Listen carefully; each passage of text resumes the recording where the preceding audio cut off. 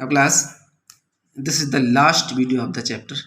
मोहम्मद बिन तुगलक, ये आपको जो कोइन दिख रहा है ना, the token currency issued by Mohammad Tughlaq. Mohammad Tughlaq ने टोकन करेंसी की शुरुआत की थी। तो स्टार्ट करते हैं। देखिए, Mohammad Tughlaq response to Mongol attacks. Mongol attack पर मोहम्मद तुगलक का क्या रिस्पॉन्स था? मंगोल जो अटैक कर रहे थे, Mohammad Tughlaq faced Mongol attacks in early years of his reign. अपने शासन के स्टार्टिंग में ही मोहम्मद तुगलक को मंगोल अटैक का सामना करना पड़ा था। The following are the measures taken by Mohammad Tughlaq to face Mongol attacks. तो मंगोल अटैक को फेस करने के लिए कौन कौन से मेजर्स अडॉप्ट किए, उसने क्या तरीके अपनाए? फर्स्ट पॉइंट है, देखिए, Mohammad Tughlaq faced and repulsed a Mongol attack in the beginning of his reign. तो उसने, मोहम्मद तुगलक ने मंगोल अटैक का अपने शासन के स्टार्टिंग में ही सामना किया।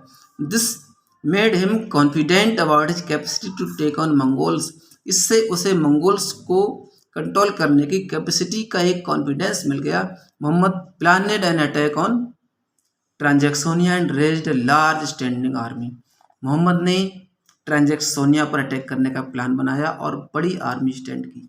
Instead of constructing a new garrison town, एक नया गैरिसन टाउन कंस्ट्रक्ट करने के बजाय ही स्टेशनड his soldiers Delhi.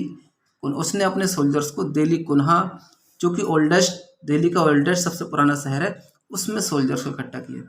The residents of Delhi Kuhna were sent to Devgiri.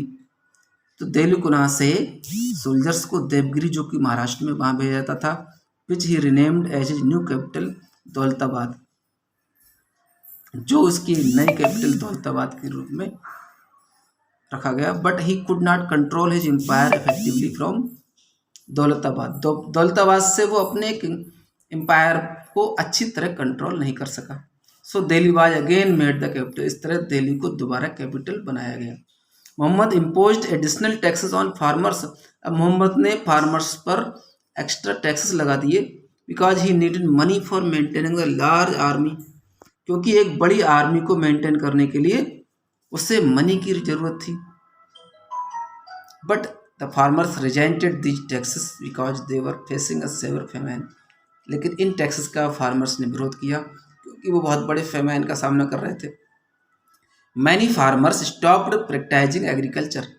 बहुत से फार्मर्स ने खेती तक छोड़ दी। सम ऑफ देम रिवोल्टेड, कुछ ने विद्रोह किया। Ultimately Mohammad withdraw additional tax. तो तुरंत ही मोहम्मद ने बड़े हुए टैक्स वापस लिए। अब नेक्स्ट जो पॉइंट है, देखिए, to save Sindh and Punjab from Mongol invasion. Mongol attack से सिंध और पंजाब को बचाने के लिए Mohammad attacked Khurasan in central Asia. तो मोहम्मद ने सेंट्रल एशिया में खुरासन पर अटैक किया। He spent lots of money for the preparation of this attack. इस अटैक की तैयारी के लिए उसने बहुत पैसा खर्च किया।